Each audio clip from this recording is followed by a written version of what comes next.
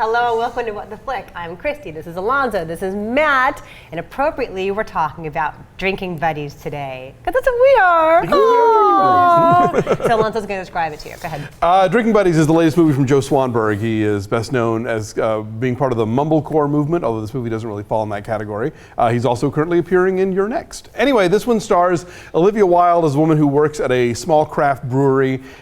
She likes to knock back a pint or two, and she's in a relationship with Ron Livingston, although they don't really quite seem to be on the same page. She seems to be a lot closer to her co-worker and best buddy, Jake Johnson, who is himself in a relationship with a young teacher played by Anna Kendrick. And when their current relationships seem to be going in weird directions, will the two buddies figure out whether or not they really perhaps should be a couple? Take a look. When it comes to weddings, you want something that you know most people are gonna like, gets everyone sufficiently drunk, no fights between the families. Can I see the ring? Oh my God. What? Wow, that's beautiful. That's great. What'd you do wrong? Chris is here. Oh, I can't wait to meet him. If I introduce you, don't say anything stupid or mean. Everybody! Pleasure, yeah. Heard a lot of great things about you, and we're excited to have you. Really? Good. Yeah. Yeah. Can interest you guys in a hike. Will it offend you at all if I say no? Absolutely not. No way that I'm not going. How about you? You want to go? I guess you have to take a person at their word that they're actually into you. I don't think that this is working, and I think 8 months is enough time to know whether something's going to work. To be in our house and hanging out with us. To our new kid. Thanks, Mom. Thanks, Dad. This movie is great.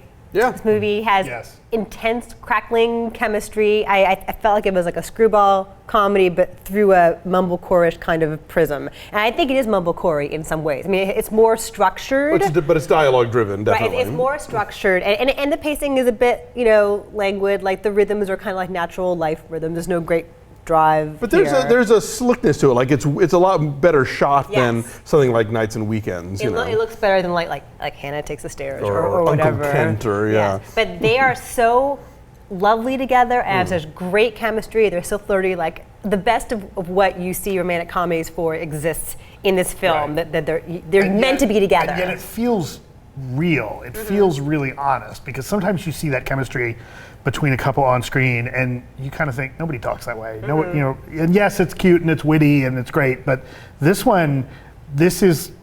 I at least felt like, especially between Johnson and Wilde, there were moments where it's like, God, how are you guys not together? Like you felt like they're honest, real portrayals of real people. They're so comfortable together. And so comfortable, and like, well, why don't you guys just get together already? When people talk about having my work wife, like that, they are totally work spouses in that way of, even though they've got these other relationships going on. And then what I like about this movie is how it totally avoids formula in terms of I really didn't know where it was going to go.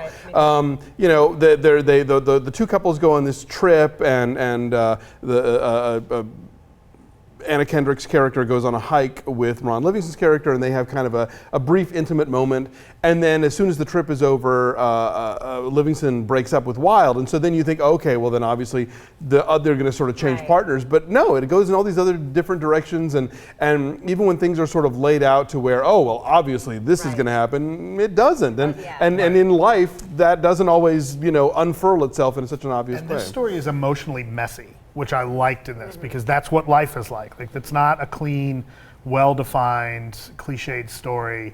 Like, people make mistakes in here and they do stuff, and one thing will happen where, you think things are going a certain way, and then one or two things happen, and it just changes the whole tone of the conversation and the relationship, and you start like, oh God, can they fix this? Is this what's gonna happen? I found myself like really concerned for these characters. Yeah. It's messy, but at the same time, it's kind to its characters. It's decent to them. So no one is an obvious douchebag. No one is horrible. Like Anna Kendrick keeps wanting to talk about making marriage plans. They've been together for a long time.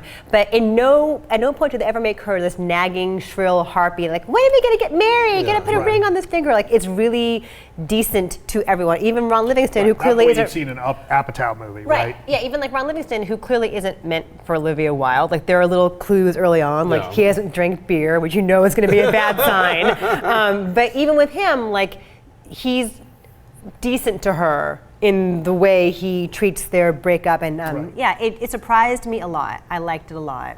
I mean, I don't want to oversell this movie. I think it's small and there's a certain lightness to it, but I think it does what it sets out to do pretty well. Mm-hmm. And also Olivia Wilde, who is insanely gorgeous and charismatic as hell, even in no makeup and tank top and jeans or whatever.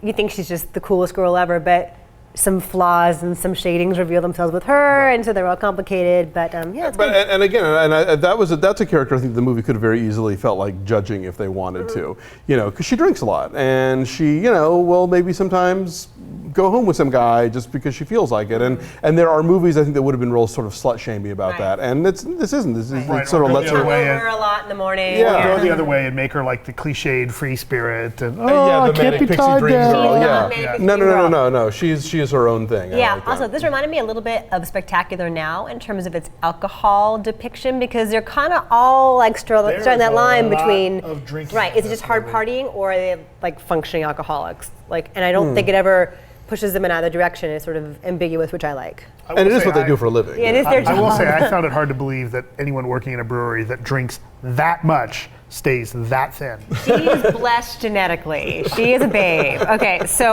what are our numbers then, please? I give it a 7.2, and I'm coming in kind of low, but I do like the movie a lot. You want to change your number? No, I'm gonna go Okay, with that. you're good. Come on. no. Maybe we'll give No, you we're a drink. slut shaming you. Hey, Matt, what is your number? 8.5. Okay, I'm giving it an 8, so our average is 7.9, but somewhere like in the low 80s, Yeah, like on the 83. Tomato Meter, certified fresh. Definitely worth seeing. A good little gem. Go find it. Bye.